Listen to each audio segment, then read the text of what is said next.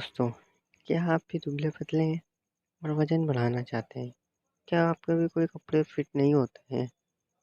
तो जानो यार, किशमिश खाना शुरू करो। किशमिश खा के काफ़ी वज़न बढ़ता है। किशमिश में काफ़ी प्रोटीन होती है।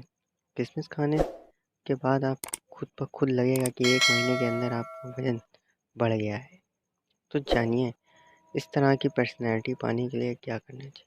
तो किशमिश लीजिए और उसे 4-5 किशमिश को पानी में भिगो दीजिए और दूसरे दिन में उसे खाली पेट खा लीजिए। भिगे हुए किशमिश खाने से काफ़ी न्यूट्रिशन और ताकत आती है। जाइए आज ही किशमिश लेके आइए और ये वीडियो पसंद आए तो लाइक, कमेंट, शेयर, सब्सक्राइब